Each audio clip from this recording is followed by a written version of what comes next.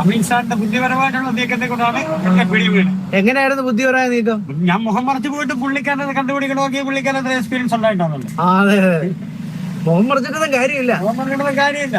അമീർ സാറിന്റെ അടുത്ത് അറിയാവുന്നവരടുത്ത് പിന്നെ വടി കൊടുത്താൽ എറിയാൻ പറഞ്ഞാൽ എറിഞ്ഞു കൊള്ളിക്കല്ലോ. അതെ അതെ അതെ. കുരുമുളക് മാത്രമാണ് എടുക്കുന്നത്? കുരുമുളക് മാത്രമേ എടുക്കും. ആണോ, ഉണക്കി വെച്ചിരിക്കുന്നതാണ് എടുക്കുന്നത്? ഉണക്കി വെച്ചിരിക്കും അങ്ങനെ ഇല്ല.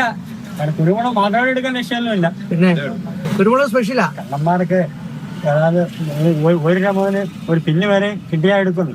മോഷണം മുതൽ വിൽക്കുന്ന കടകളും പിന്നീടുള്ള കവർച്ചയ്ക്ക് മുകേഷ് തെരഞ്ഞെടുത്തിരുന്നു. മോഷ്ടിക്കുന്ന സാധനങ്ങൾ വിവിധ കടകളിൽ വിൽപ്പന നടത്താൻ സഹായിക്കുന്നവരാണ് മറ്റു 3 പ്രതികൾ. മുകേഷിന്റെ പേരിൽ നിരവധി മോഷണ കേസുകൾ ഉണ്ടെന്നും പോലീസ് വ്യക്തമാക്കി. ഇടമണ്ണിലെ മലഞ്ചരക്ക് കട കുത്തിത്തുറന്ന് 85,000 രൂപയും 200 കിലോ ഉണക്കക്കുരുമുളകും മോഷ്ടിച്ചതാണ് കേസ്.